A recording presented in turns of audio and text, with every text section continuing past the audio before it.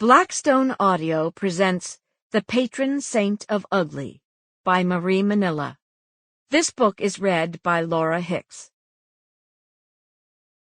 For Garnet Ferrari, lapel Manilla, my Sicilian grandmother, who has haunted me my entire life. Hotel Cecilia, Sweetwater, West Virginia, September 9, 1975. I've just ordered room service, and though I am exhausted, I must commit to paper a sketch of my initial encounter with Garnet Ferrari, the subject of the committee's current investigation. I was greeted at Garnet's door by her Aunt Betty, a flustered soul, all chatter and ticks, who genuflected deeply and kissed my hand before I could stop her. She deposited me in the library, where Garnet was standing before the lit fireplace, fists clenched, as if she were a pugilist in the ring.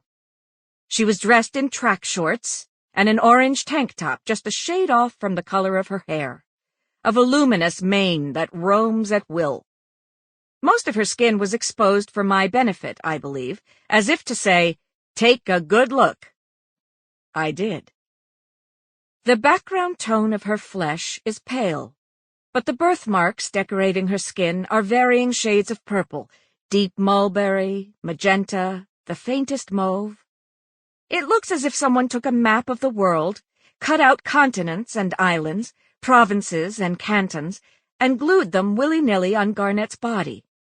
I distinctly identified Alaska on her right cheek, the Aleutians trailing over her nose, Mongolia on one shoulder, Zaire on the other, Crete on her knee, Chile on her ankle, and many others. There is a kind of beauty in her birthmarks, God's holy design imprinted on her skin. Garnet directed me to sit as her Sicilian grandmother pushed in a tea cart loaded with cookies and a samovar of coffee. Nonna Diamante is quintessentially old world, with her white bun and orthopedic shoes. When she saw me, she began to kneel and reach for my hand, but I forestalled the gesture.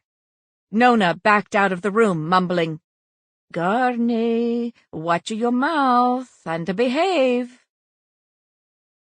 Once we were alone, Garnet broadened her shoulders, thrust forward her chest, and jutted out her chin. The display reminded me of that toad in my sister's garden that doubles its size by inflating with air to deter predators. Finally, Garnet sat, draped her legs over her chair arm, and said, "Sample complete. Ready to continue?"